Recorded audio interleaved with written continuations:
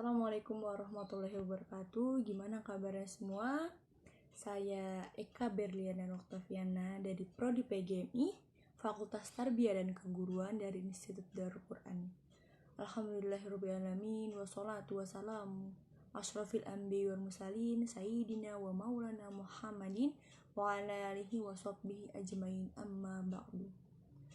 Sebagai hamba Allah yang beriman, marilah kita panjatkan syukur atas kehadirat Allah Subhanahu wa taala yang telah memberikan kesehatan lahir dan batin kepada kita semua.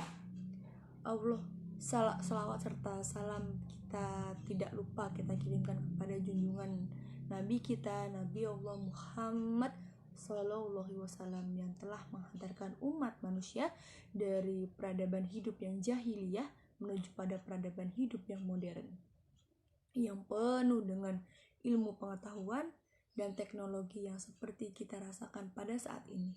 Semoga kita semua termasuk hambanya yang taat, yang berhak mendapatkan syafaat di akhir kelak nanti. Amin.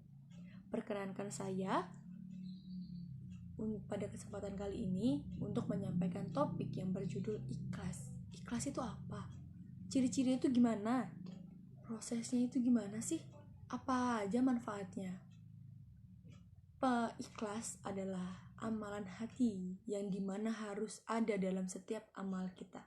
Ikhlas pula terjadi karena suatu proses amal hati yang dipengaruhi oleh amal yang terus-menerus kita lakukan. Allah berfirman kepada surat Al-Bayyinah ayat 5, yaitu, dan tidaklah mereka diperintahkan kecuali beribadah dan dalam keadaan ikhlas, menjalankan agama yang bersih dari syirik. Quran surat Al-Bayyinah surat ke-98 ayat 5. Dalam bahasa akidah, ikhlas termasuk dalam kategori akidah uluhiyah, artinya dengan segenap perasaan, dengan sikap cinta, takut, patuh, rindu, dan lainnya. Dengan menanamkan sikap tersebut dalam kehidupan kita, Allah akan menumbuhkan sikap tangguh dan tegar menghadapi perihal kegetiran dalam hidup. Karena hakikatnya Allah tidak akan menguji hambanya melainkan dengan kesanggupan hambanya. Ketika sudah cinta dengan hal-hal apapun yang Allah berikan kepada kita, kita akan sanggup bahwa ini adalah bukti cintanya Allah. Dia ingin melihat hambanya kuat di sisi lain. Dia akan menselipkan pahala sedikit untuk kita, tetapi jangan berharap ada cinta Allah kalau kita tidak banyak bersama Allah dengan berzikir dan ketaatan kepadanya. Rasa cinta inilah yang akan menghadirkan rasa ikhlas dalam kita. Ciri-ciri ikhlas itu pertama, berlangsungnya amal dalam waktu yang panjang sampai akhir hayat. Yang kedua, sama saja baginya antara pujian dan kritikan. Yang ketiga, pujian tidak menambah semangat dan kebanggaan terhadap dirinya. Kritikan pun tidak mengurangi semangat, apalagi menghentikan amal tersebut. Keikhlasan itu hanya ada dalam diri manusia yang sudah terjalin cinta dalam hatinya dengan Allah ketika beramal, tidak bergantung pada makhluk. Jadi, cinta yang murni akan menghasilkan keikhlasan. Ada beberapa hal yang harus kita lakukan untuk menuju proses ikhlas. Apa aja itu? Yang pertama, berusaha terus mendekati Allah. Yang kedua, harus ada munajahadah dan melatih diri untuk bergantung kepada Allah. Mengapa? Karena bila berharap kepada makhluk tidak akan memberikan kepuasan dan kebahagiaan hakiki. Waspada dari godaan syaitan. Dan ada pula manfaat ikhlas, yakni pertama, kita mendapat pahala dari Allah.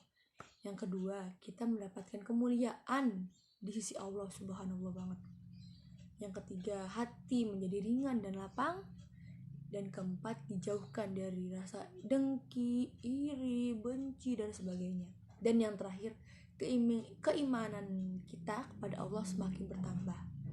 Maka jangan pernah ragu untuk melakukan hal apapun, karena ikhlas itu sepele, namun perkara antara diri kita dengan Allah. ikhlas, sabar dan ikhlas itu beda.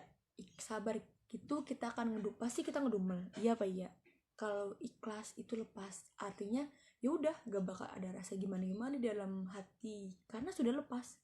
Ikhlas itu tidak perlu diucapkan karena ikhlas itu layaknya angin yang berhembus perlahan yang tidak akan pernah proklamasikan kehadirannya, tak pernah berharap semua orang melihat wujudnya. Namun kehadirannya sungguh memberi kesejukan dan ketenangan bagi yang orang di sekelilingnya. Itu saja yang bisa saya sampaikan.